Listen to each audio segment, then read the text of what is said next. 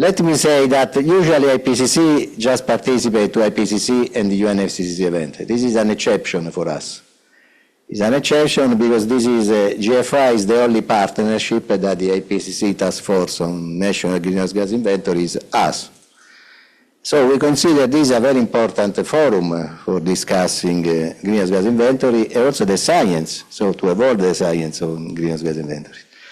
Greenhouse gas inventory is a subject that is in continuous evolution.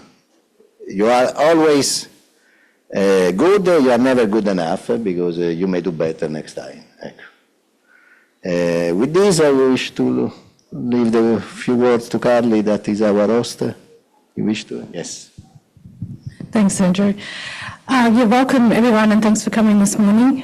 So my name's Carly Green. I'm the Content Manager and the MGD Component Manager for the GFOI. And on behalf of GFOI, we're really thankful for the IPCC's involvement in GFOI. They've been quite, well, particularly Sandro, very engaged in the guidance development since the start. So we're extremely fortunate to have that connection to make sure that the materials that GFOI produces are supporting both, supporting countries to report into the UNFCCC and utilising their national forest monitoring systems for multi-purpose reporting. So thanks very much to the IPCC for their ongoing contribution to GFOI. Yeah, we hope to have the next GFOI meeting in Tokyo. So we are based in Tokyo, so we like to have meetings in Japan. So the first presenter is our head, is the head of the technical support unit, where I work, and Rob Sturgis. He is online, so he will deliver two presentations. The first one is about our activities, and then there will be one on the FDP. Please, Rob, thanks for being with us. Yeah, thanks, Sandro and Carly, and good morning, everybody from Japan. Actually, my backdrop is actually, I'm trying to get to Bali. This is a backdrop taken from time I was in Darwin, so not so far away from Bali. So would you like me to share my screen, or how would you like me to proceed, Carly? Yeah, please share your screen. Carly, there is another microphone here. Use it. But you need to start. Down. Yeah.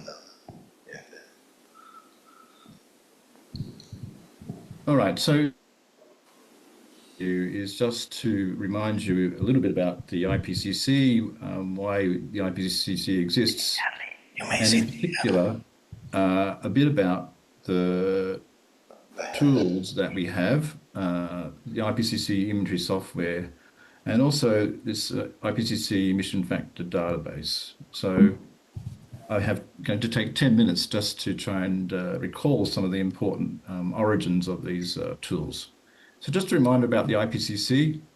Actually, the IPCC has been around for 30 years and it has a mandate to assess the latest science, develop accurate estimation methods, develop guidelines for inventory compilers to use and to be active in disseminating the use of those IPCC guidelines. Now, as you know, as we know, forests are one of the hardest and most difficult parts of the national greenhouse gas inventory to get accurate estimation methods on. So at the IPCC, we also very, very happy about the GFOI. And in fact, I recall when the GFOI was established, that the Australian government was heavily behind the establishment of the GFOI because it was a chance to bring forward cutting edge estimation methods and development of those estimation methods in places and ways which the IPCC was perhaps not ready to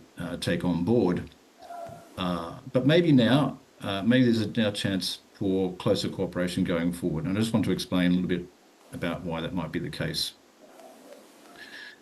So the inventory software, it's always been envisaged to be part of the IPCC guidelines. So the first inventory software appeared around about 1990. The emission factor database, which I'm going to talk about a bit later on, it emerged after the negotiation of the Kyoto Protocol, so around about the year 2000. So these tools have been around a long time, but what we are trying to do now is to revitalise these tools. The software under Sandro's care and guidance has been revitalised over the last few years, and we're turning our attention now to the emission factor database. So Sandro may well have other items here about why the software is important, but one of the main things about the software is it promotes the use of the guidelines by inventory compilers.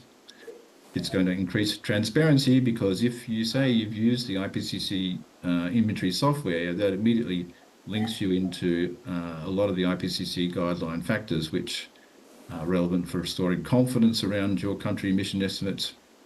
And in the last few years, a lot of effort's been put into making the software attractive to inventory compilers because we take a lot of the manual work out of inventory compilation. And this was through the development of the interoperability tool between the IPCC software and the UNFCCC reporting tool. And that's something that was completed at the end of last year. So the software has evolved. If you've dealt with the software in the past, you would maybe have seen that it was originally quite limited, focusing mostly on Tier 1 methods. But today it's designed to be flexible to allow countries to input their data, whether they use Tier 1, Tier 2 or Tier 3 methods. And so this is something that's happened just over the last few years since under Sandro's care and guidance. And this is just a graphic to show how important the IPCC guidelines are to the greenhouse gas inventory estimation process. If you can see here, in inventory estimation, you collect data, you estimate your emissions, you report to the IPCC, and the UNFCCC publishes that data.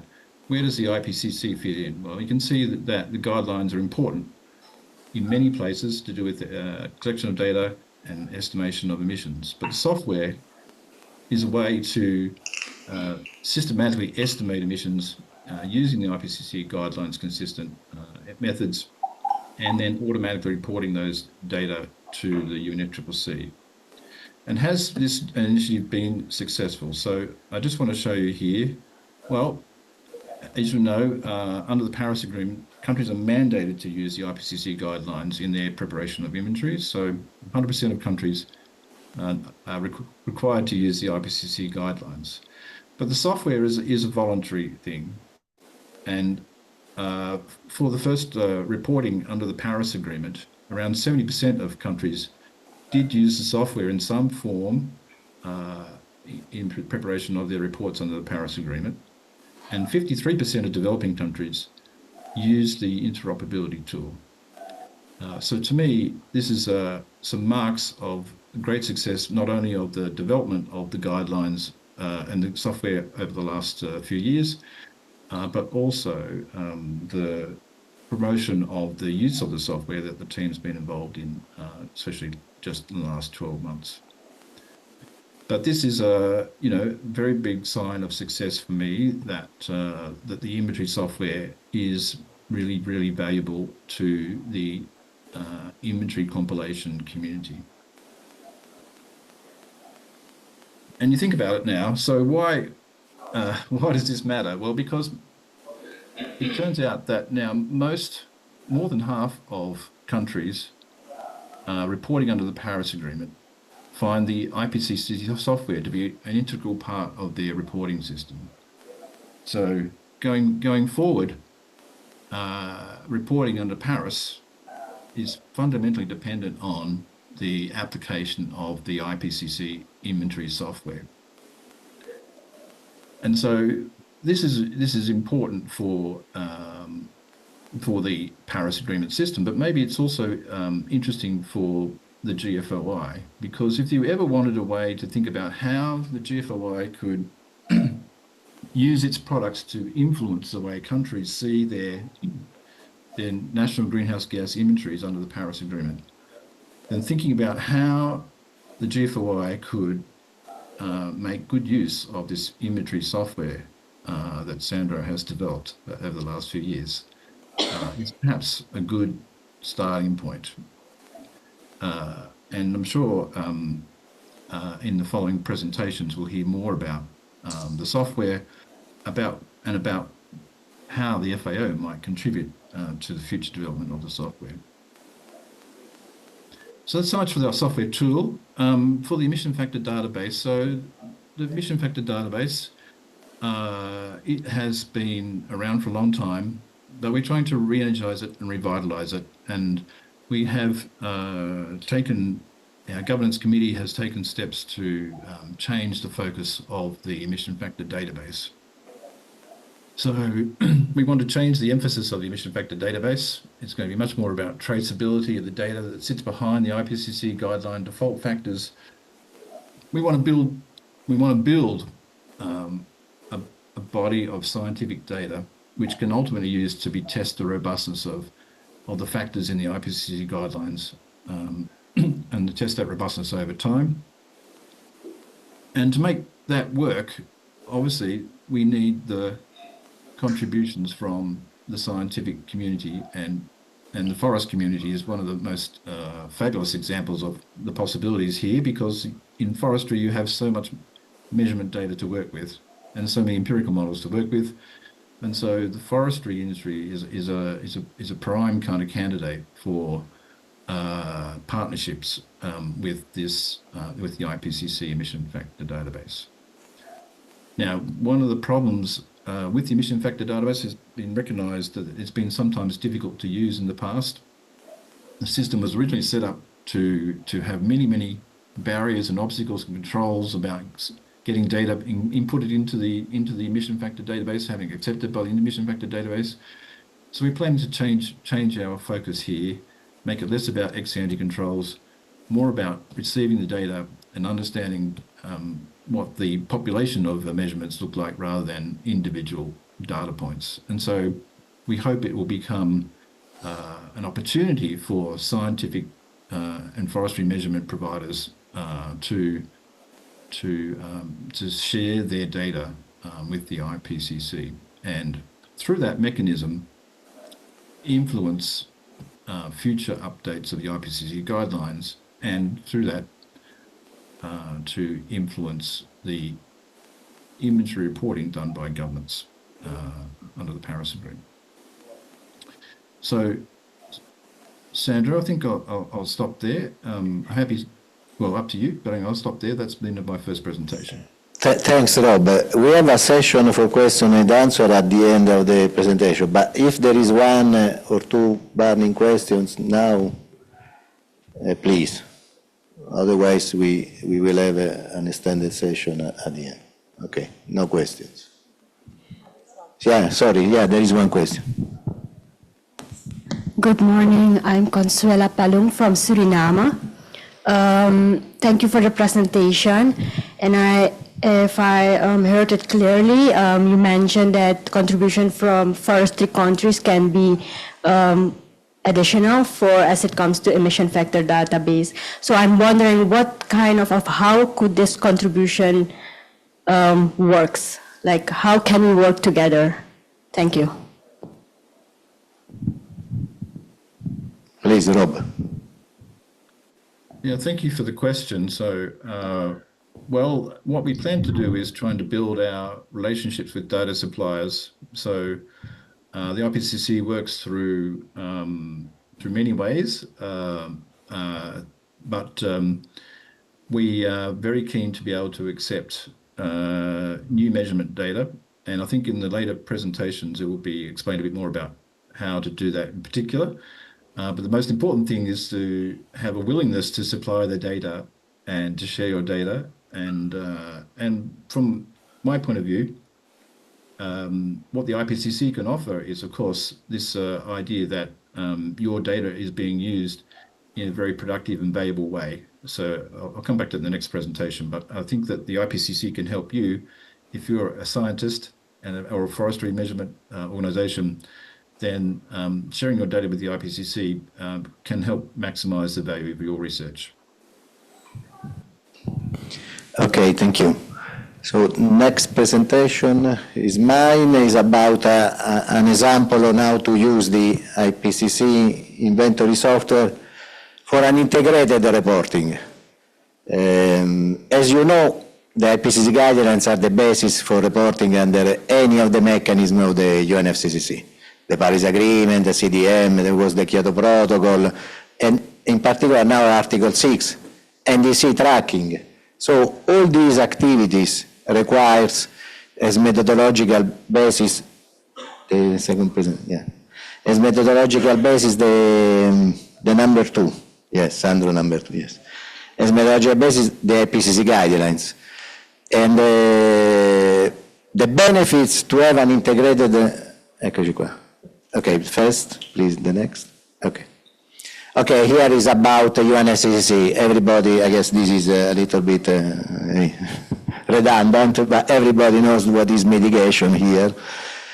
For a forest, it means not just sucking the carbon from the atmosphere, but storing the carbon, because the mitigation is the time that the carbon is on the land instead of the atmosphere, not just removing. Because if you remove it, then you send it back, there is no any benefits.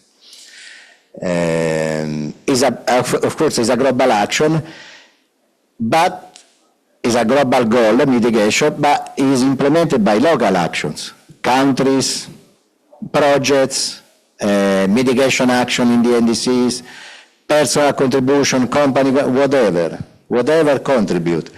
And often you have always, almost in every country, you have multiple level of actions for mitigation.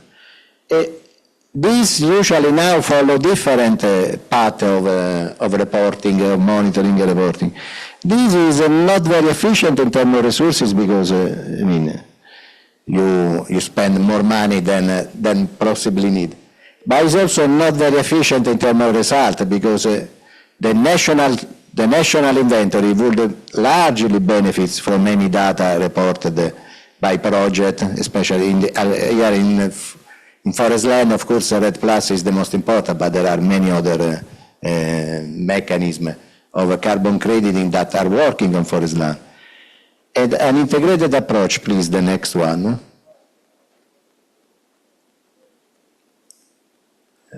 Okay, yeah. Well, yeah, 1 second, the brief, yes. So, an integrated approach has many benefits. It has a benefit in terms of efficiency of resources, but has a big benefit also in terms of quality of information. Okay, unfortunately, the formatting is not perfect. Why? For two reasons. One, okay, thank you. It's good enough, don't worry. Okay. One, because given you do an integrated reporting, you don't double count the results, no? What is counted by a project, that piece of land for which the project provided this calculation, provide at the national level the same result, so you do not double count anything. There is not, let's say, not double counting, also you don't miss pieces of information. And by integrating, so having using the project, the local activity as a stratification of your national total, means also that your national total has a lower uncertainty. First, because of the quality of information at the lower level are expected to be better. And secondly, because thanks to the error propagation, so far as there is no bias, uncertainty tend to cancel out. So once I sum many subpopulation to have the total population information, then the total population information is more accurate than just estimating it. Okay, next one. So now I give you an example. Next, please. Yes. An example is about how to use the software to integrate various activities within a country. Of course, this is just an example. This is not IPCC guidance, nothing of that. But I expect to be fully consistent with IPCC guidance. So we have an inventory which has some subnational components, and is compared by many users. So one of the best features of our software is that it may work with an almost unlimited number of users. Your country may give access to all actors. Each actor fill is a row of data and then contribute to the national total. Please, next. Okay, the first, of course, when you do mitigation, you have a reference, you have an actual value. Now here, I didn't imagine anything. I've been very UNFCCC consistent, saying that the historical data, the historical data is a very good proxy for the next 10 years. Then if you need to project more, many things occur. Of course, especially in the forest land, we have the experience also the KP second commitment period, the reference levels. There are some age-dependent variables that may be projected with quite high accuracy. So 10 years, usually the historical is good enough. But if you wish, you may have the projection of those age-dependent variables, the increment, the mortality, the regrowth. These are variables that depend on the growing status, on the status of the vegetation that you are modeling. Okay. See, if you want to have more information on this, there is information on this in particular. In the, of course, the Kyoto Protocol supplement, because that was all the reference level guidance on how to build a reference level. But also the 2019 refinement, because those guidelines have been, let's say, used to provide additional information on the famous gap filling, time series. So there is a box dedicated to forest land, as an example, that the gap filling can be made with a normal splicing technique that IPCC has, but you may go better using some important driver, which is the age in case of forest. The age of a tree is a big and important driver in terms. Also the forest, depending on the type of forest. Next one, please. Okay, the example is I have two project activities. One is on an area. I move from logging to no losses, total conservation. It was harvested, and then I decided, no, this is, I want to be untouched. So I also block the shifting agriculture. The second one, I move from clear cut, which is not the best way to manage forest, generally, and shifting agriculture, to selective logging, and sorry, also this one, I don't know why the formatting it doesn't go, but, and conversion to agriculture. So I block the shifting agriculture, but I assign rights of conversion to permanent agricultural land. Then there is also a mitigation action on harvestable product, where I incentivize the use of wood, but for construction, so long-term, long-life products. Next slide. Okay, the rest of the country, I don't do anything. I don't have any other mitigation action. So the rest of the country, I keep doing logging, and there is forest regrowth without any changes expected. I only focus on biomass. I don't have any historical consideration, so this is very simplified. Of course, you may do everything as should be, but for an exercise, an example would be confusing. So one climate zone, one soil type, all activities assume that are implemented. Then let's see what happened in 2035. Next one. Sorry, no, first I need to work. I compile two databases in the software. One is the reference, which is the historical, and then I repeat the historical till 2035, because I assume that the historical is a good reference. And the other one, the actual. I have, of course, the historical, the actual and the reference provide the same data for the historical period, 10 years, 2016, 2025. And then for the remaining 10 years, for the reference, I again input the same historical data. For the actual, I assume that the project has been implemented as expected, the project activities. Next one. Okay, this is the data, how you input the data. For LULUCF, it's fundamental the land use manager. Land use manager means you characterize your land, not just at the level of forest land, at the level of subdivision. So the type of forest, the soil type, the climate, whatever other, you may also do this at the level of ownership. I had two forests that are identical, but one is owned by, I don't know whom, and the other by somebody else. I qualify in the subdivision different. It's up to you. There is a lot of flexibility. And then the land representation manager, which is, again, the land representation is the backbone of LULUCF inventory. Everything, the main driver of emissions removal here is the change in activities. It could be a conversion, but it could be also, as in this case, a change in the activities from clear cut to selective logging and so on. Okay, so I inputted the data. You see, this is I applied approach 3. Approach 3 of land representation means that I keep track of the single unit of land across time. So the software allows you to implement approach 1, and we will see an example from Anne. Approach 2, which is the most used, and approach 3, which is much more complex than, also much more data demanding than the others. But especially for soil calculation, for carbon market and so on, this is what you expect to have. Because the legacy, one very important element of LULUCF is that the carbon stocks react to the past history. So the legacy is important to know what is going to happen. And to have this legacy, you need to track the specific units of land across time, otherwise you don't have the legacy. So. Okay, next. Okay, this is a calculation worksheet where I input the data. This is just for the biomass loss. This is the harvest. Yes, this is about harvest. Just to show you a calculation table, but we have a very short time. Let's move next.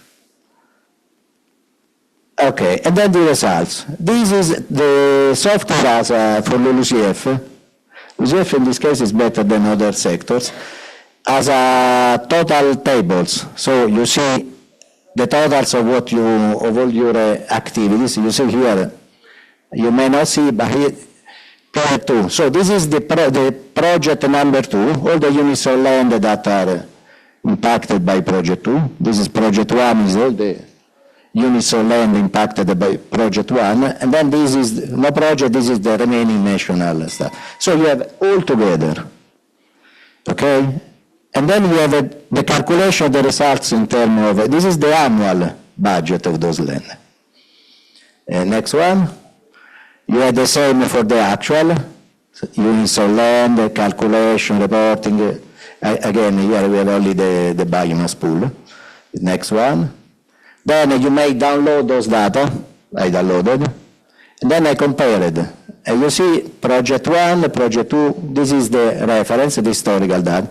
Historically, that was the budget. Then, implementing the activity, I transformed a source, 2 sources in the project, 2 things. The rest of national remained unchanged. So, I have a net sink here. The difference is the net reduction. So, the mitigation achieved is that one. Okay? I guess last slide. Yes. So, what already Rob said, that this is a working in progress, the software. Next year will be particularly on LULUCF. What we need to do, which is very important also for this multiple use of the software, is to the export of time series and recalculation. So recalculation and export, in order to have the software automatically doing this comparison. And in case of the, you see, I didn't then show you the harvestable product, because the harvestable product at the moment is only at the national level, it doesn't go sub-national. So if you are a project activity, you want to include the harvestable product, not yet, but next year you will have. Next year for LULUCF, there will be many improvements in terms of the tabs, and we expect to add the uncertainty analysis for 3B, for LULUCF. I mean, the uncertain analysis is already there, but it's very simplified. We expect to have the full approach one, uncertain analysis. Thank you. So, if there is one question, otherwise later.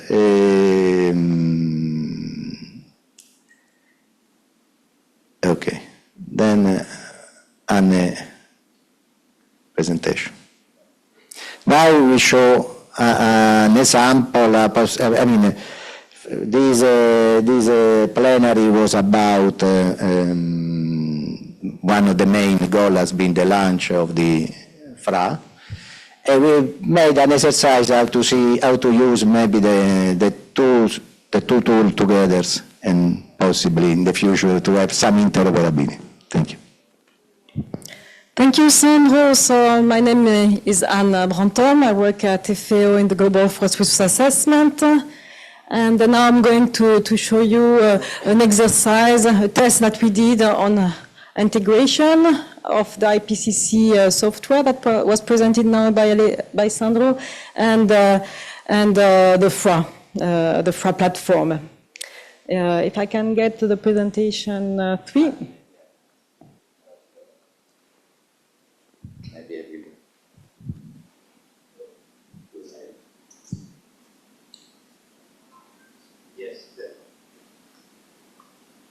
Okay, so what we did is really testing the approach because we have two tools that we think that could be better integrated to streamline a bit both process of the FRA and the IPCC. And so we tested data on a number of data sets from the countries to see how this could work and how easy it was and what could be the opportunity for further development. Next one, please. Okay, this one you already know. We already explained it quite in advance about the Global Forest Assessment, the scope. But most importantly, what I have to stress is that FRA data are collected through an online platform. So the countries report on their forest using an online platform which is used for data collection, review, and dissemination. Next one. Just to give you a bit the rationale that forests are the largest terrestrial carbon sink. So making data on biomass and other carbon prove really important to understand the global carbon cycle. Next one. And this is how the platform, the FRA platform looks like.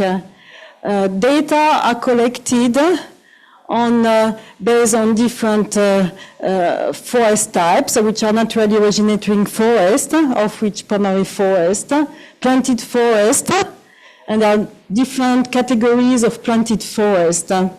So what the countries do is that for each of some source data reporting years, they put the input what is their forest area for the different forest categories.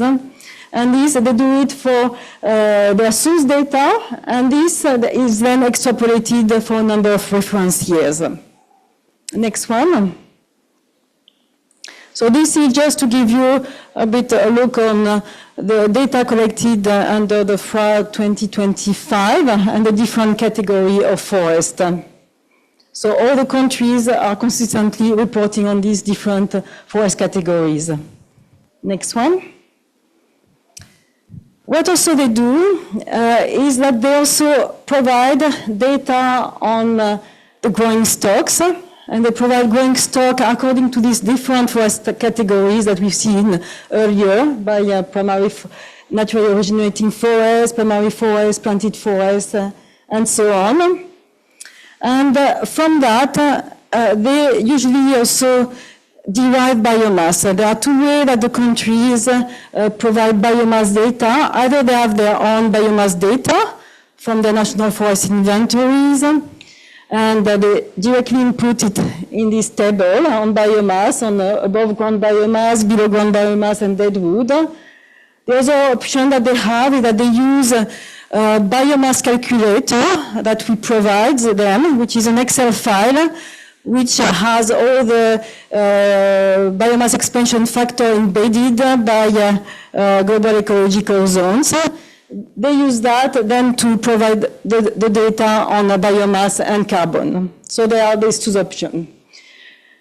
On carbon, we collect data on carbon in above ground biomass, in below ground biomass, deadwood, litter, and soil carbon, when they have those.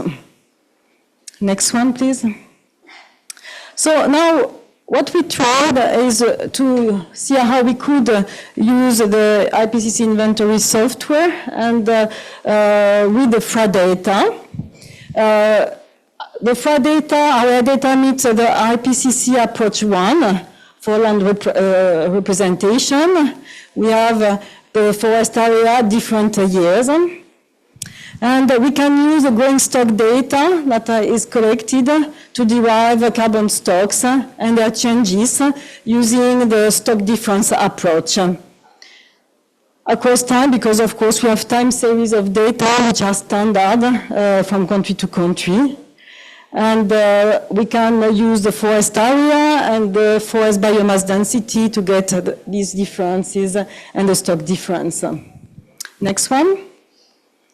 So this is an example on what we did with the FRA data, then to input it in the IPCC software. So we had a bit to reorganize the data. We had to have a complete data set because we had, for instance, primary forest, but to have a complete data set, we had to calculate, for instance, what we call this time secondary forest, with being the difference between the naturally originating forest and the primary forest.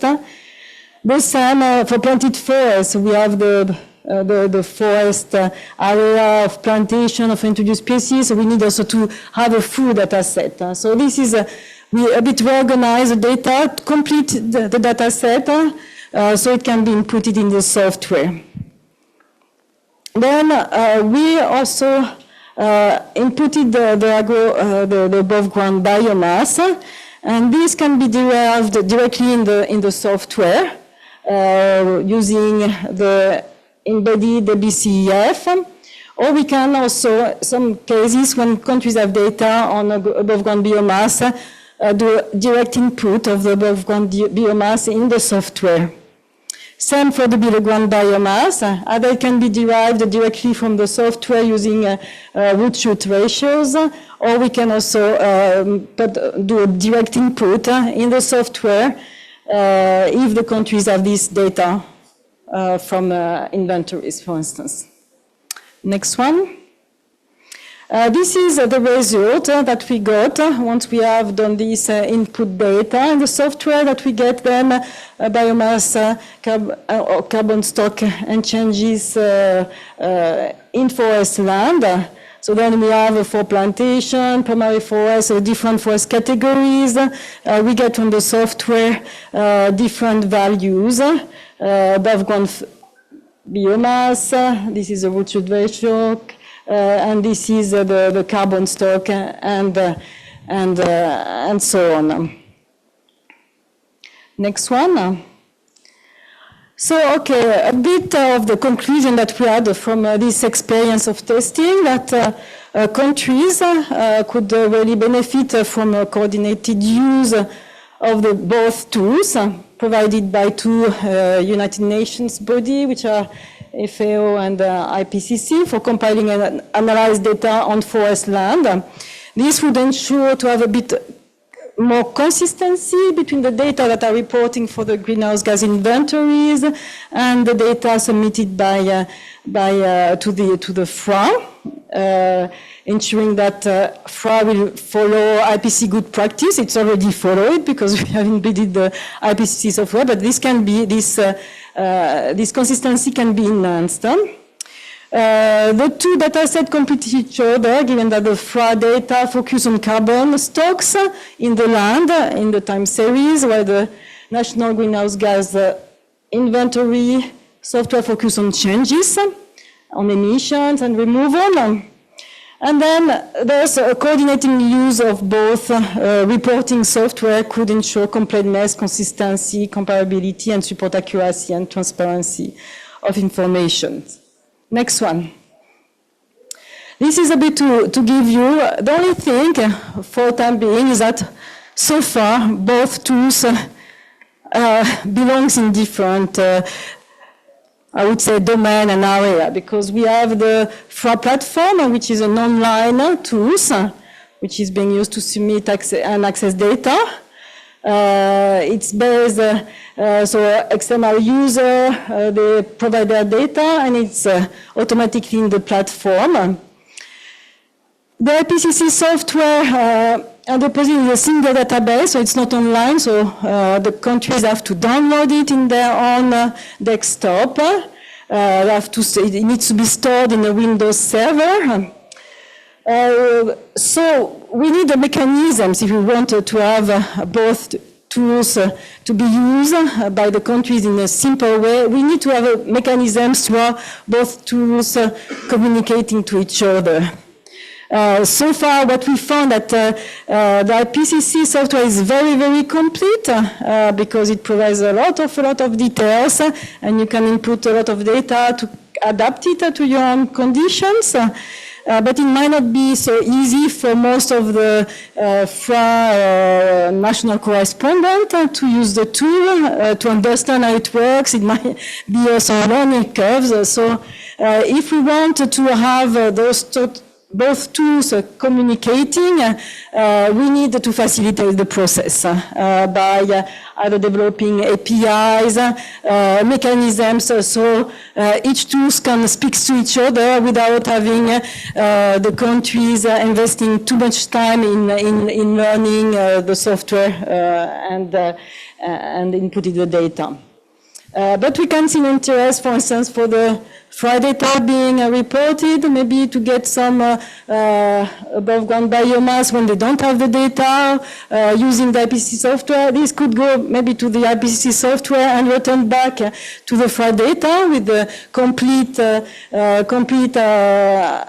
biomass data according to all the different forest categories. And then also there can be a potential for having the FRA data inputted directly in the software and then to provide directly an IPCC greenhouse gas inventory report.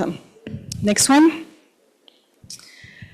So we need to work if we want really to enhance these synergies. So we need to have additional reporting function from down-level files from the FRA platform directly that are downloadable to the software and transferable back to the FRA platforms in case the country don't have the data.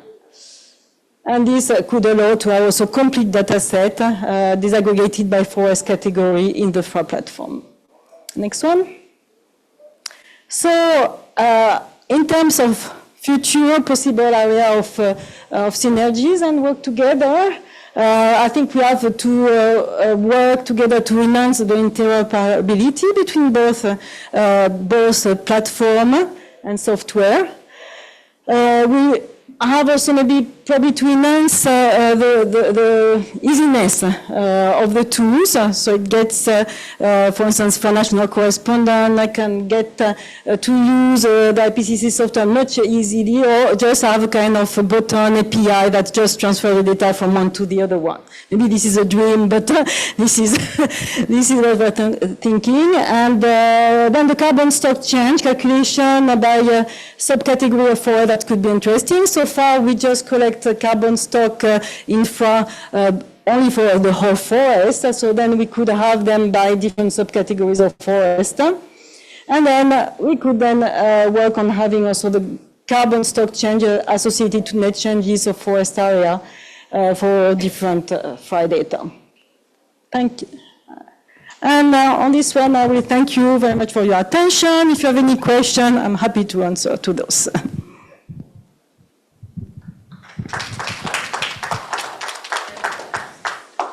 The question there.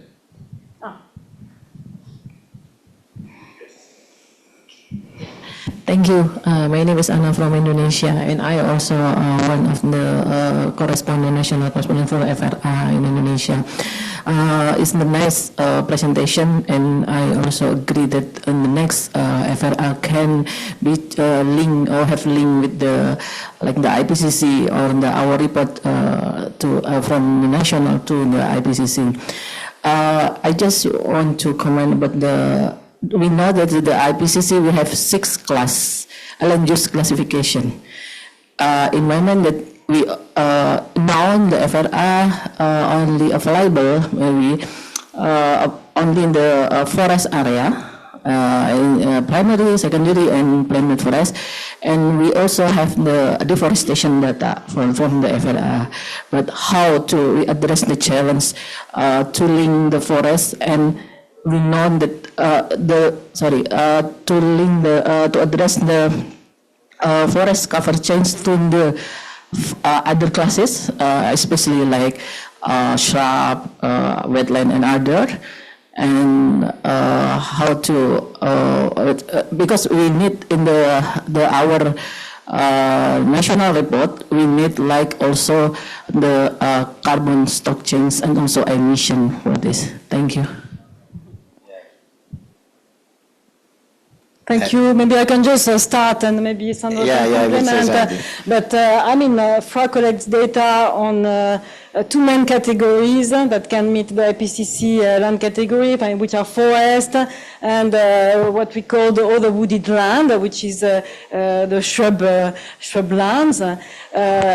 As I indicated before, it meets mainly the approach 1, so we cannot have a kind of land representation. There is no matrices of changes. So it depends on the country's capacity. If the countries have capacity to report on approach 2 or 3, I think they should go in this sense. I mean, so this is basically something that can be done for those countries which would meet then the approach 1 requirements. But for the other one, I guess you need further investment to get the data with a different land representation.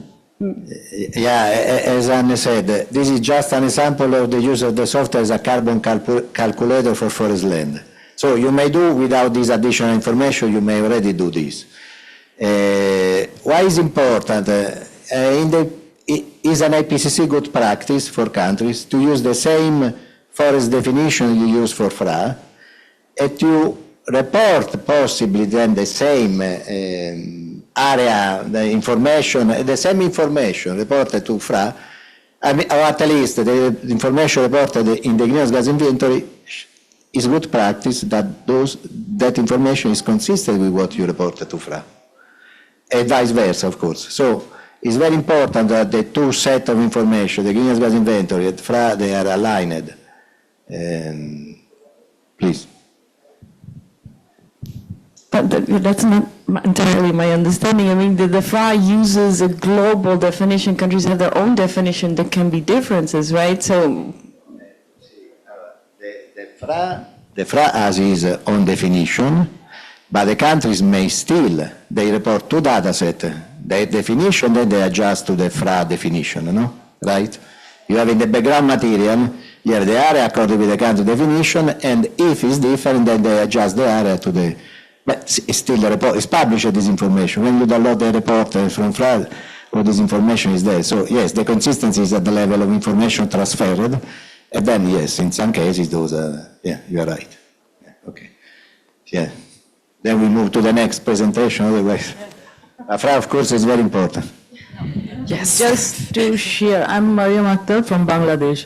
Just I wanted just to know that we are reporting biennial, BTR, no?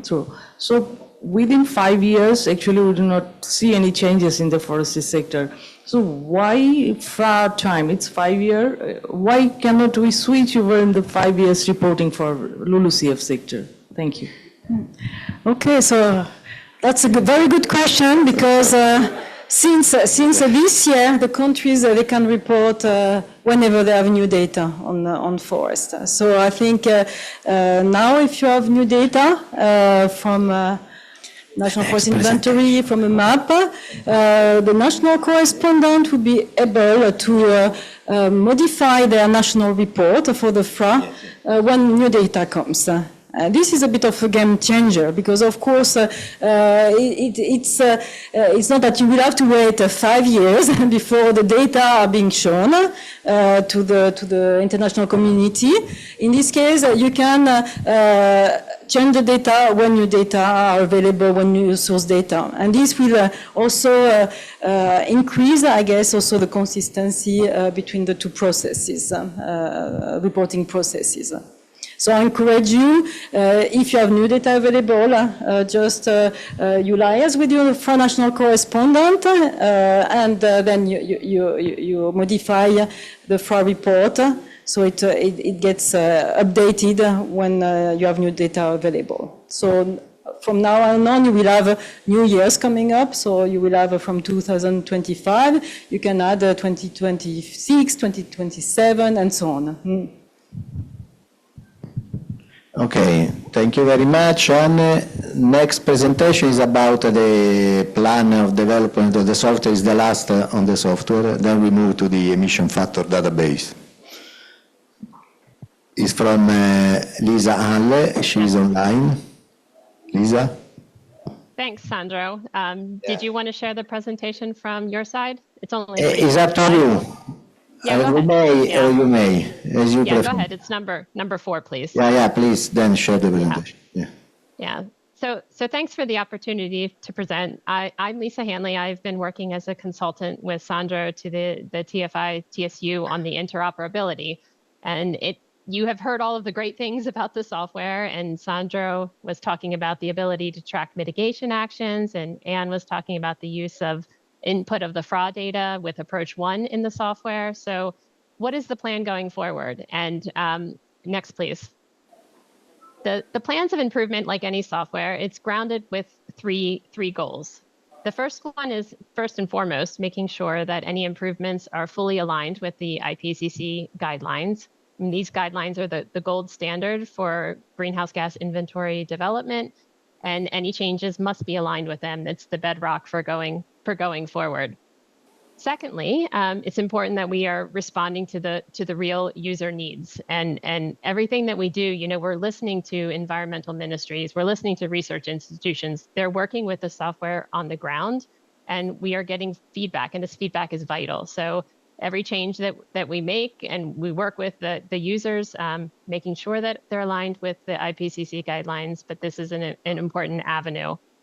And then you heard a lot from Rob about interoperability between the IPCC inventory software and the UNFCCC ETF reporting tool. I mean, this has been a tremendous improvement over the past couple of years, making the life of inventory compilers under the Paris Agreement much easier. So every change that we make, we want to make sure that that link between the IPCC software and the UNFCCC ETF reporting tool remains strong. Next slide, please. So we have a number of near-term improvements that are kind of in the pipeline, almost ready to go. I'll focus here on the LULUCF related ones.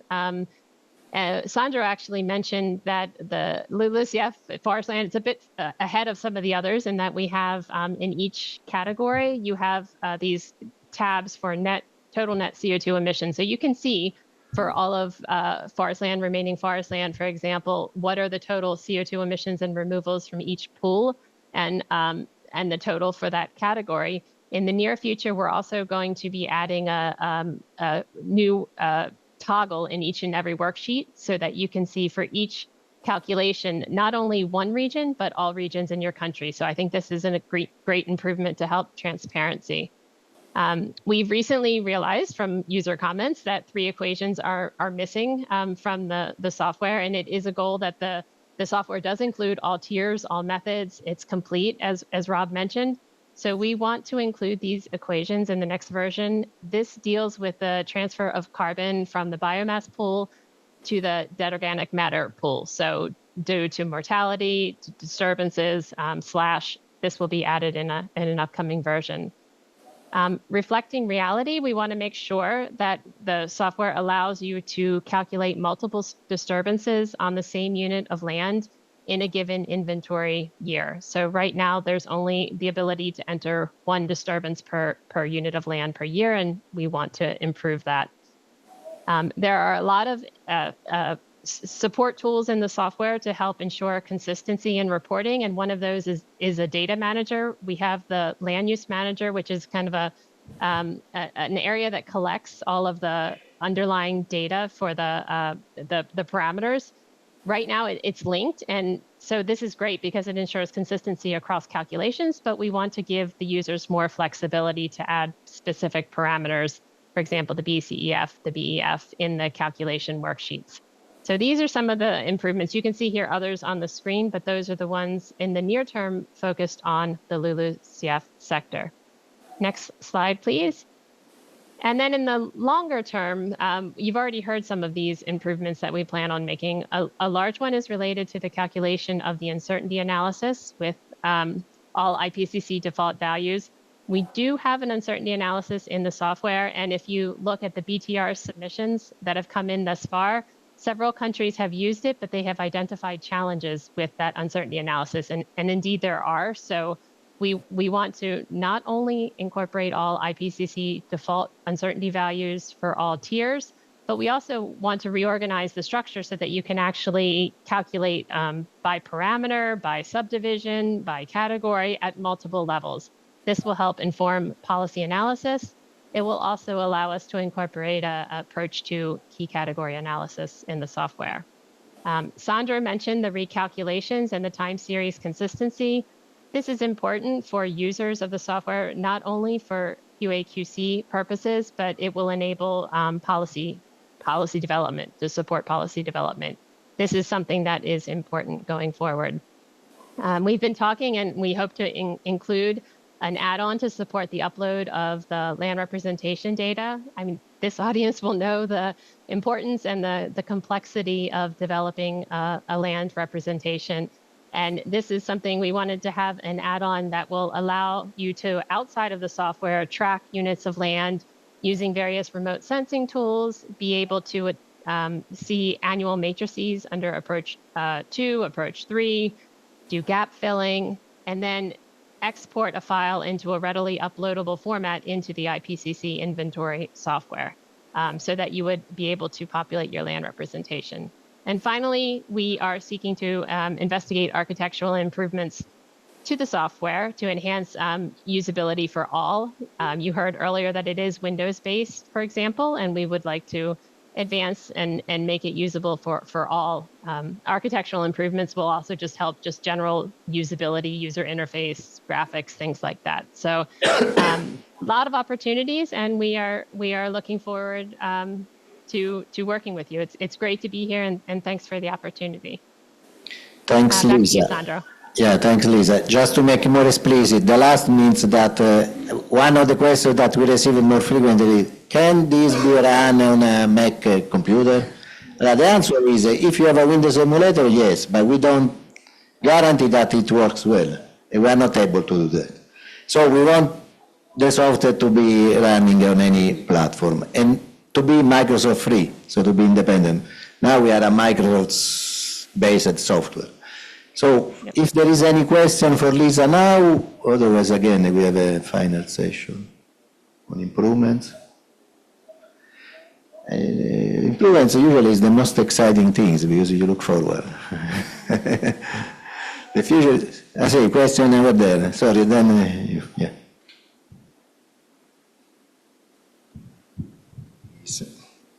Thanks, Sandro. Thanks, Lisa, for the presentation. I'm Daniela Requena Suarez from GFZ Helmholtz in Germany. And my question was related to how you gather feedback from end users, because I saw in the presentation, and also maybe I missed it in the first presentation, but that there's a lot of feedback on like what things can be improved, but I was wondering to what extent all of this user feedback is compiled and you know, like the next steps are planned in order to meet them. So more clarification on that would be very useful. Thanks. Lisa? Yes, thank you. Yeah, thank you for the question. I would say that we do it in formal and informal ways. I mean, we're present in the various meetings and we'll hear questions from inventory compilers. Inventory compilers will also send emails to the TFI, TSU. There's a community of users, they will identify issues. Maybe it's something on the user's end, maybe it's something that we find that is an issue on the software. In addition, there are relatively frequent users meetings on the IPCC inventory software. We had one, I guess, maybe a year and a half ago where it was IPPU and waste. And so it was really focused on experts coming and spending 3 days working through issues and identifying. And from that, we generate a long list of issues that can come up and prioritize the order in which we can resolve them. So thanks. Yeah, just to complement, we are going to have another of these meetings next month in South America, will be for South, and then in February in Africa. So we try to do by regions because there are small meetings. Yeah. Next question. Yes, so not a question particularly, but just a notification. As on a national level, being a developing country with little human resource and a lot of reporting purposes, I'm glad that this session, hearing from you guys that interoperability is being sought between two different tools, the FRA and also using the IPCC. As for us, like I'm from the Forest Cover Monitoring Unit, we have several reports that is being submitted to the UNFCCC, and it's very challenging as it comes to different templates. Like mentioned before, the FRA have different classification, IPCC have other land use categories, so it's also a challenge for us to make sure that there is consistency between reports. So I'm glad, and I think for Suriname, it's also important to have the capacity building in using these two platforms to make sure that consistency is present there. Thank you. Okay, now we move to the second tool of this event, which is the IPCC emission factor database. It is the oldest tool. It is very important for the community of inventory compilers, but also for science. Please, the presenter is Rob online. Okay, thanks, Rob. The floor is yours.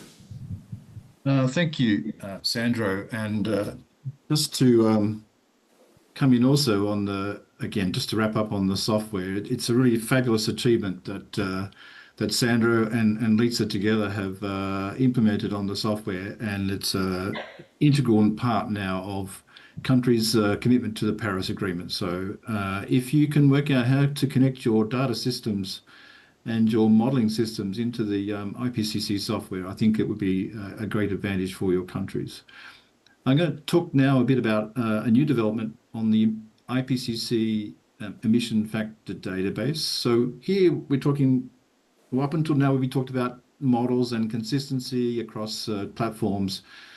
Here we want to talk about data and how do we understand the modeling assumptions that are used and found in the IPCC guidelines and elsewhere. And of course, we want those modeling assumptions to be grounded in data. So we have an initiative here, we hope, which will help build confidence in the modeling assumptions that sit behind the guidelines. So if you're familiar with the emission factor database, it has been around a long time, and perhaps it hasn't really fulfilled its potential. As I mentioned before, it really emerged around about the year 2000, so it's been around a long time. But actually, we've subjected this emission factor database to a management review this year, and we want to refocus and re-emphasize it and re-energize the emission factor database. I won't dwell on this. I'll keep moving quickly because we have more presentations. But these are the kind of points that we can share with you now. We're really keen to find partnerships, data supplier partners to help build the population of forest measurement data in the emission factor database. So if that could be you, you should take the advantage of having Sandro in the room and please talk to him after this event. And from my point of view, I really believe that the IPCC can be of value to you. If you're sitting on forest measurement data and you want to be able to explain to your funders why your data is valuable, then being able to share that your data helps to support the IPCC, I think is a valuable thing for you to be able to share. So I think this is a kind of a win-win opportunity for everybody. There was a question about how to share the data, and I think Carly will have a comment at the end. But we do have a specific EFDB meeting that happens each year, and the emission factor database editorial board will be commissioned to seek out data suppliers as well. And so there is a representative from each region of the IPCC on that editorial board. And we hope that we can make that information available to interested people. If you approach Sandro, maybe we can share that information with you. We do have this annual data meeting, which could be a way to build our capacity and build our relationships with data suppliers. And as I said earlier, the forestry industry is a perfect complement for the IPCC emission factor database. If you're being exposed to the EFDB, you'll know that the software is a bit dated. So I just wanted to share with you that we are actually investing in a new emission factor database software system right now. Currently, the back end of the system is being redeveloped. The contract's already been let, and work is happening right now. And there will be, and Sandra will be able to explain better for you, but Sandra has taken the opportunity to restructure the forestry sector of the emission factor database. So if you've got questions about the emission factor database, if you've got experience using the emission factor database in the past, you might want to put your questions to Sandro while he's in the room. And then this project will continue into next year and maybe the year after, where we want to make the database much more useful for users. And so, yes, we'll make it easier to search the database. And also, we want to use the data that's collected to analyze a population of data and to understand how it can be used to support the guidelines factors development. So the vision really is to collect enough data to be able to build a population to analyze and build it's a data-based, evidence-based support for the guideline factors. And so this is from the existing database. It's a bit patchy, you can see, in the energy sector, but we believe that we can collect enough data from science providers, from measurement industry people, to be able to construct with confidence from the samples guideline factors for future use in the IPCC. And my main message here really is that the IPCC, we should be able to assess the latest science. And if you're a data provider, you're sitting on the latest science, sitting on the latest measurements. And we believe that there are great opportunities here for collaboration and partnership between you as a data supplier and the IPCC. And maybe you can talk to Sandro after this event about how you can share your data best with the IPCC. I think I'll leave it at that, Sandro. Thank you, Rob. If there is any question on this, yes, one.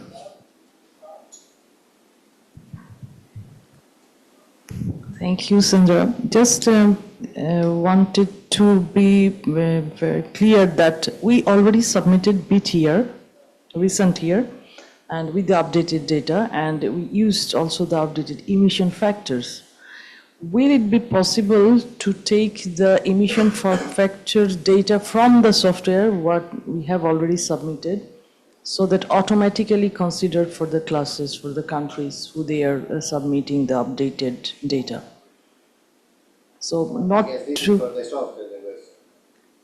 This is the database which will work behind the software for searching the emission factor data for the classes. So, I understand. okay, thank you. See, we had this goal to make the software connected to the FDB, so you find, you use the software to search the data. This is a long-term goal. It's a long-term goal because this requires, first, of course, to have the new FDB. And then we need to also do some modification in the software. But yeah, this was in the plan. I cannot tell you when, not next year, but maybe in 2 years. See, we have in our plans, yes.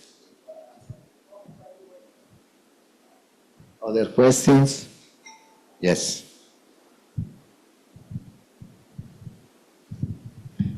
Hi, my name is Karuna Podel. I work for WWF US. I work a lot with the database, especially supporting countries through WWF offices. But as the issues were mentioned, those are like the issues that I always come across. And recently, I saw a presentation from WRI. They're using AI to access their databases. Like, let's say you put a question in the system. I think it's called a natural land database or something like that. And then the AI prompt will give you your answer. So I was just curious, like if there is any like thought process going around on the use of AI, especially for the database purposes, so that like it makes some layman users of the database a lot easier and you can access the information and just put with one simple question. Yes, thank you. Rob, you have I may compliment, yeah. Yeah, just to say that we are conscious that the existing IT software is a bit clunky, and so ease of user accessibility is going to be a priority for the redeveloped system. And you know, we have looked. The Task Force Bureau that manages the IPCC TFI considered a complete management review report where there was an assessment of the usability of the existing system, where we understand there are many problems with the existing system. So we're taking this opportunity now. We have funding from the IPCC Trust Fund, taking this opportunity now to make the system much more user-friendly, and this is our goal for the redevelopment. Yeah, what I may compliment, at the moment, as Rob said, we don't have into the FDB, we won't have an artificial intelligence to be asked. However, the new FDB will have an API, so artificial intelligence that work online will be able to question the software to retrieve the data from there. So it's already a good step. Yeah. So yes, using your artificial intelligence will be possible. Don't expect us to have an artificial intelligence inside the FDB at the moment. Thank you. Thanks, Rob. I guess we must move to the next presentation. Noah is about how to feed with new data the FDB. This is an exercise made with new science. IPCC is of course open to new science. Let's see what they got, what could be the process then. Is the number 6. This is your chance. Can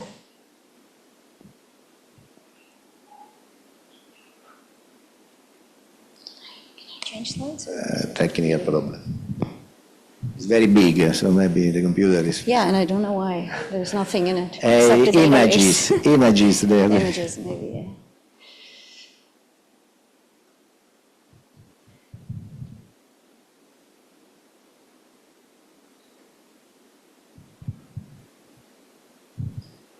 Okay, maybe I'll get started while that's being set up. So For a little bit of background, so we're going to move now from the ground to space. So we're going to see the same things that you see on the ground, but to see how they look from above, from satellite imagery. This work was done while I was at the University of Maryland with Laura Duncanson, funded by NASA, but I am now at the European Space Agency, and so, you know, it's a bit of transition, but the work is still being kept alive, and the codes are open source and out there to be updated when needed. Okay, still nothing. Also, this was a very first attempt because we, as Earth observation scientists from space agencies, we were often criticized that we don't speak the same language as is required by policy. We try, but we speak in our scientific terms, and we're able to quantify or estimate things that are not necessarily in line with guidelines. So this was a very first attempt to see what we can do, and we've progressed a lot since this work was originally done. Okay, the title is an experience. So it is an experience, but it doesn't stop there. You know, we're still working on this data. Can I change the slides myself, or? Okay, might be easier. Okay, and in case you lose me through the presentation, there's a publication that you can refer to, but it's just gonna be easier if I can change the slides myself. No? Sorry. It's not easy. It's just a click? Okay, good, great. Okay, so yes, there is a publication, in case you lose me through this presentation, that I'm basically going to take you through this data publication. So it is a scientific publication, but it basically presents a data set and a methodology to go ahead. No? I can do this.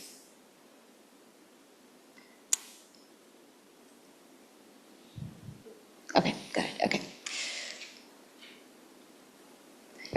Okay, so the idea here was, like I said, to start speaking a language that is better understood by countries, by inventory compilers, by the IPCC, and everyone outside the Earth observation community.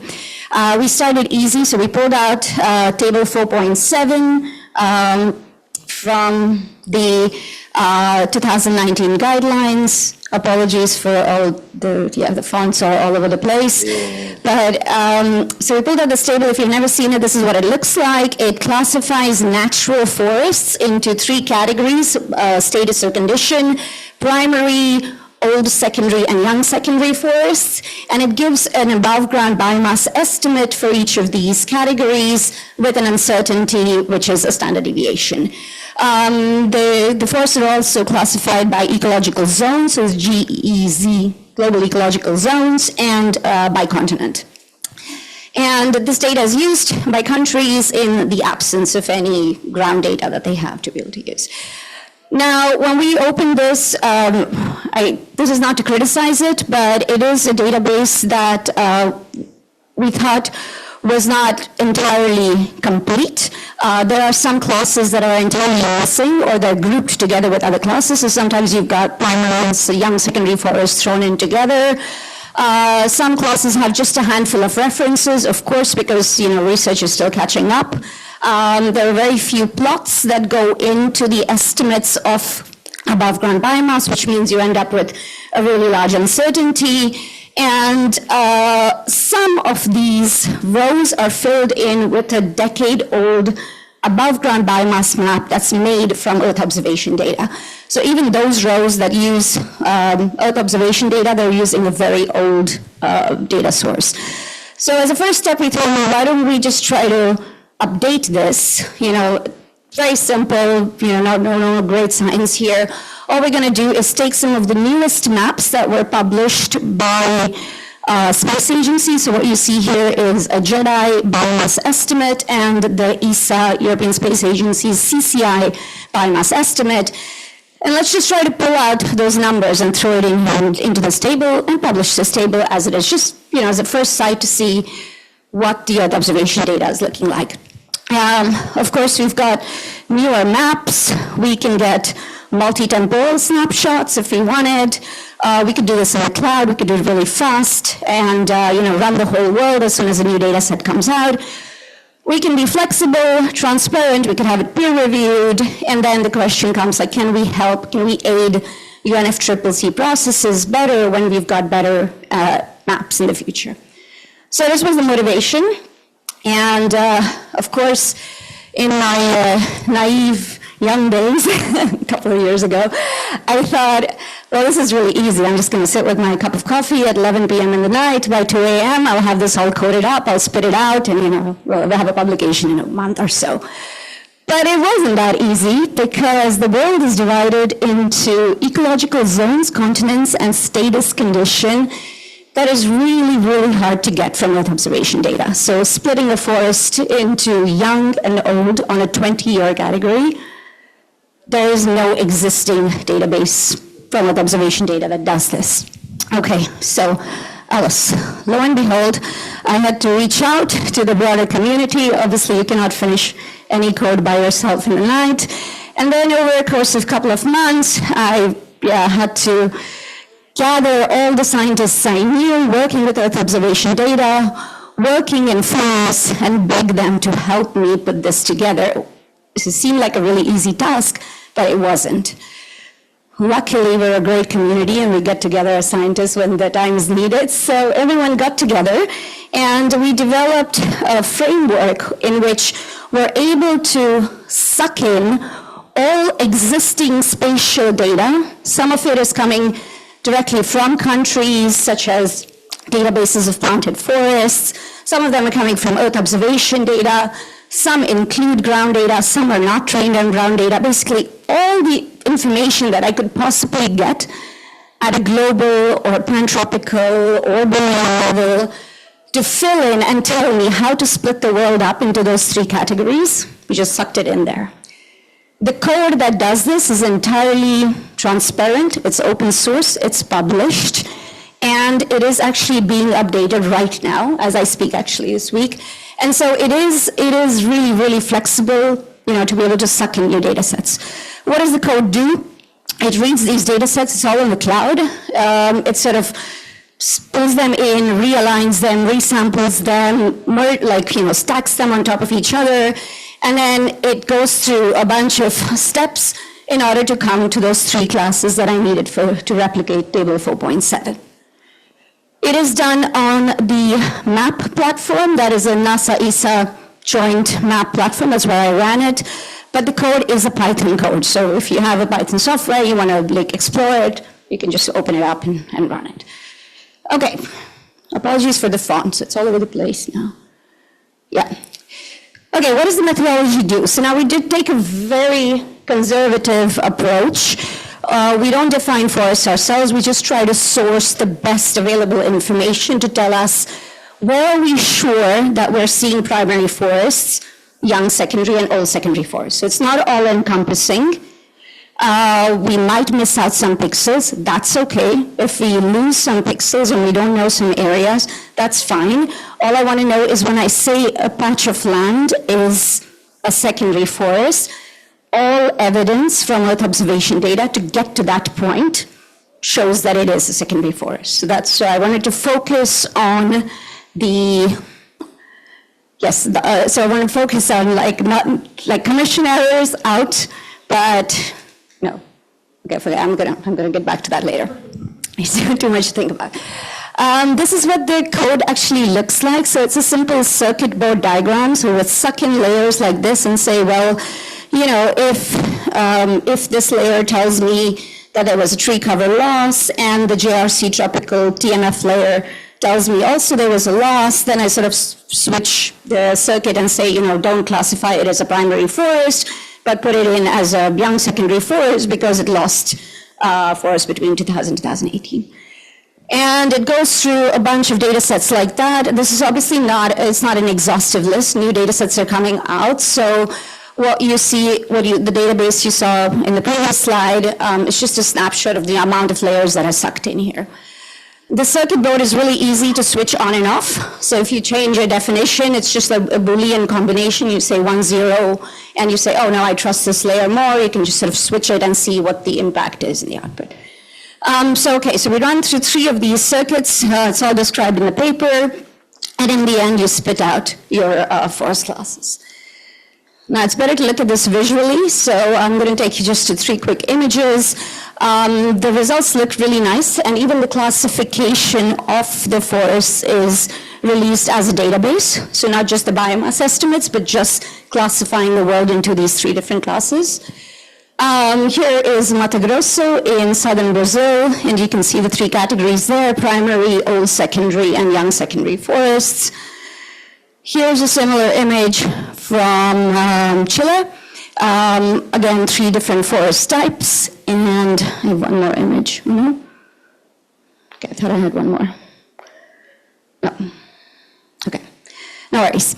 Then the other interesting thing, so besides the biomass estimates, what we were getting from this exercise was a nice distribution of forests across the world. So we were able to see within Asia, within each ecological zone, how much young secondary, old secondary, and primary forests we have, what are the area of these forests, and also divide it up by continent and see which continents is doing, and how it's doing in comparison to the others.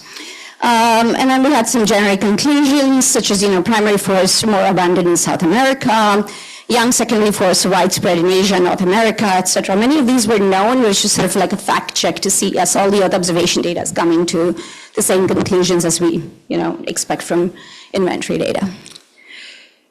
Okay, so once we had that, then it was a really easy exercise. The hardest part of this whole thing was getting the world into those 3 categories.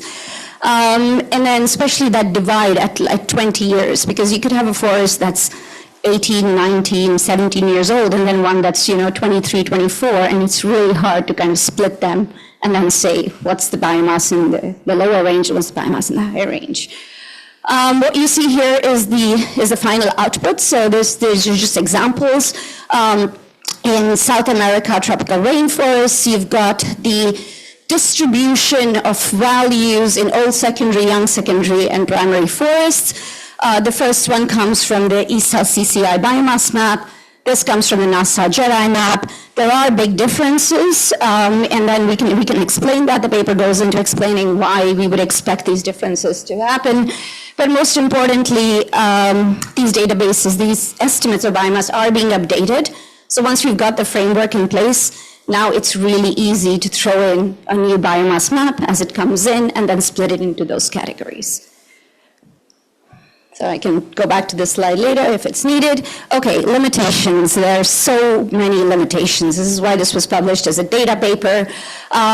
We use a very stringent combination of underlying layers. There we go. There's an emphasis on the reduction of false positives and removing any ambiguous area. So if there's a pixel where I'm not certain where it falls, we just don't consider it because we just wanted to produce that table. The status of many lands are unknown. Young growing stands or areas expected to revert to forests, which would fall under the IPCC definition of forests, are just not there. They're not included because we just don't know where to find them. Naturally disturbed areas, those by fires, windbreaks, are also eliminated, or we just don't know where they fall because there's a lack of data sets, global data sets identifying them. And then in the maps themselves from which we suck out the biomass estimate or the carbon estimate, there are several limitations. And then most of those limitations most of those limitations are for the young secondary forests. Okay, so to conclude, despite the analysis presenting a comprehensive compilation of the latest published data sets, there is no independent reference data set to check whether what we've come to is correct or accurate. However, it is a first step to try to speak the same language as is in the 2019 IPCC guidelines. And the idea is now to update it with the newest biomass maps that are coming out. And that's all. Thank you very much. Thank you. We need 10 minutes more. The time is gone, but we need 10 minutes to complete the event. I hope you may stay here. First questions to Nea, if any. Yeah, there is one there.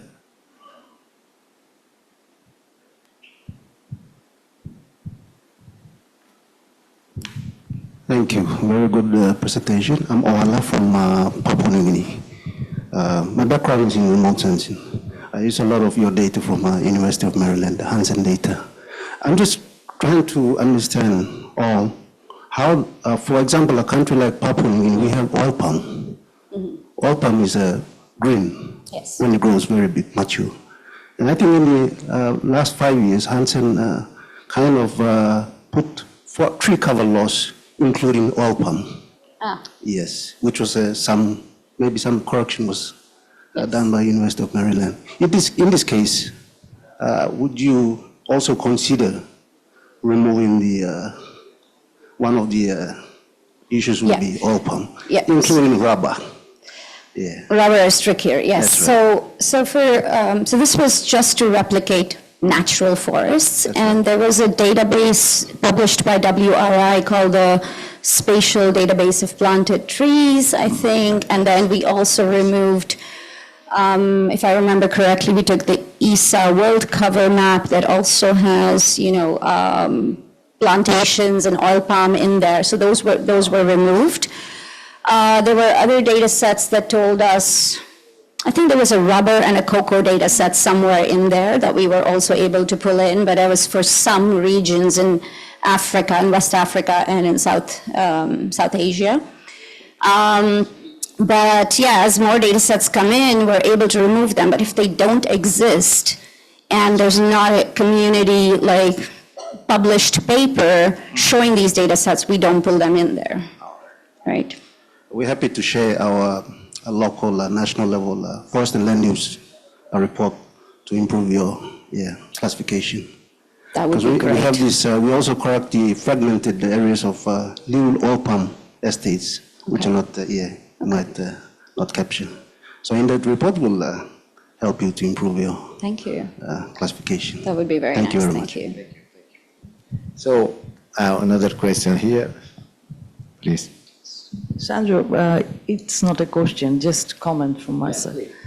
This comment is like the countries, actually, we are improving our greenhouse gas inventory data. So tier 3 or tier 2, we are looking at those tiers, higher tiers for improving the accuracy of biomass. And you are targeting tier 1, it's the countries who they are still not have data and still not they are reporting using the IPCC.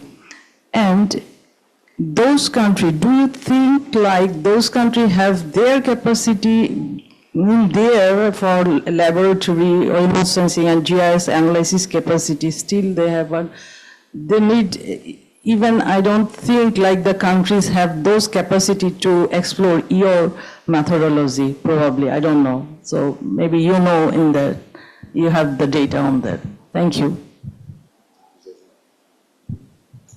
Maybe I need Carly's help here. I don't think many countries use the table to begin with, and those that use it, the outputs are published in a way that they don't actually have to get deep into the methodology. The table is published as a standalone table, so they could just use it as they would use the guidelines and pull out the row that's important to them. See, this is a scientific exercise to see how that table can be complemented or supported by deriving additional information from remote sensing. That table is based on sample collected on the ground, inventories, research. But again, in theory, that table, forest land usually is a key category, so it's not expected to be used much, but it's there. Yeah, last presentation, that answer is a question. Let's do the last presentation, then we do another round of whatever question you have. The last presentation answered the question how this community GFOI can contribute to the IPCC emission factor database. It's from Carly Green at GFOI. Thank you, Carly. Thank you, Sandra. Let me take a couple of moments of your time just to sort of wrap up some of the presentations, and I guess just to consolidate the enduring collaboration with the IPCC. The GFOI office is available for everyone in the room, anyone who has interest or has data that they want to share in the spirit of our colleague from PNG. The office is available to support you to submit that data to the IPCC emission factor database, and so we can act as a conduit, a support office, and then also a connection with other researchers, just like Neha had explained, reaching out to the community to get other support to improve your data and get it access into the emission factor database. As Rob mentioned in his presentation, there's a win-win for both the IPCC and the global community for greenhouse gas inventories, as well as yourselves who are custodians of your national data. And so we'd like to help you to achieve that win-win and support the improvement of the global data sets. That's effectively what my presentation is going to say, but I'll now flip through my slides, of which there are about 2. Next slide. So as I said, the GFOI and the IPCC, we have a long history of collaboration, and we're very, very proud, and it's a very important part of the GFOI office.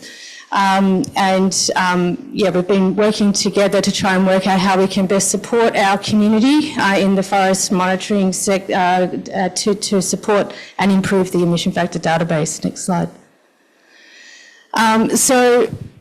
So I guess the process we would like to just make available to everybody is that we'd like to support the identification of any data sharing opportunities that exist. So please feel free to contact the office if you have some data that you think you might be able to share, or that you have an interest in exploring that opportunity.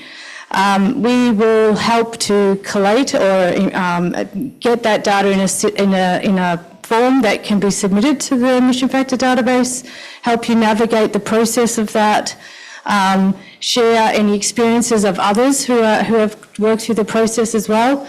And then, as Rob mentioned in his presentation, it's all about trying to achieve better outcomes for everybody. Next slide, please.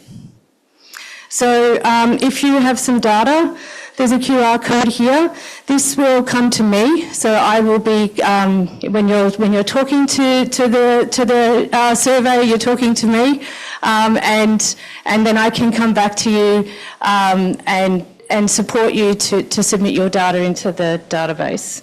You'll also be chatting to the GFOI office, who, if I'm not home, and because sometimes I have to have a holiday. So, so please do contact the office. We're here to support you, to support the global contribution to the EF database for forest lands. Thank you. Thank you. We will then try to publish these also in our webpage. But we are doing the new website, so it may take some days. Final questions? I don't know if you, yes, there was a question from WWF. Thank you again for all the presentations. The work that you did, Neha, is quite interesting.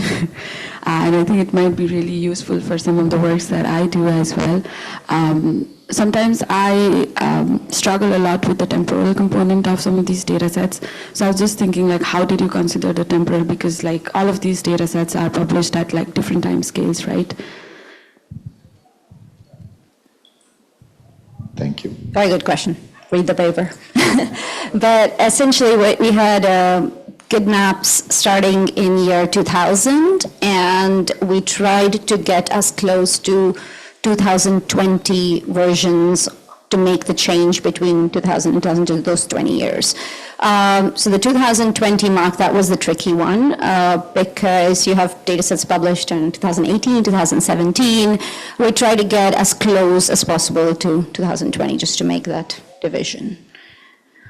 The paper itself has a nice table that tells you which data set represents which year, and even within the circuit board, there are places where, if it's a 2015 data set, it's not given precedence over a data set that's published in 2020, but it's still there because we know that, okay, that forest was disturbed in 2015, but there's a better data set in 2020. So that's given like higher preference in that whole Boolean combo. By the way, FAO just made a new global ecological zone map. Yes, and also the biomass maps are updated, and so the idea now, hopefully, is to like revise this whole thing and get better with the estimates. So maybe last question, because we need to close. Just Wala again from Papua New Guinea.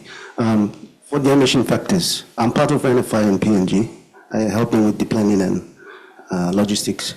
With the emission factors, I think we're working with the World Bank team on JEDI LiDAR shots, which are using, I think, from IPCC or from some scientific data based on some sources. The emission factors are a bit high, so we are working together to try and calibrate based on our NFI, but we, PNG, have to go back and fix our NFI data because of the tree heights. Our sampling method needs to be fixed by FAO. But I'm very happy to, we can collaborate on how we can improve the tropical forest emission factors for our Papua New Guinea. I think the emission factor used by the JEDI, the biomass values, above ground biomass, it's a bit high, very high. Of course, it's very high. Based on our studies, our NFI data is very low. We need to do more NFI plots. But it's country specific. They need to use our data to improve our biomass maps, our distribution. I'm happy to share some of those information with World Bank and FAO with you guys. I want to react, and then we close. Yeah, very quick reaction. So if you've got the NFI data and the JEDI data, the best way to be able to go ahead is to be able to merge these. So use the JEDI data to sort of like reinforce the NFI. Yes, exactly. And I don't know if you probably attended the sessions, but there's the guidance module now that's been released, thanks to Carly. It's online on Red Compass, and that sort of goes through various statistical methods to be able to do that. So. Okay, so thanks to Carly and GFOI for the organization. Thanks to the participants. Please submit your data to GFOI. It's critical. This is a critical step, also to support the further improvement of the biomass maps. Thank you.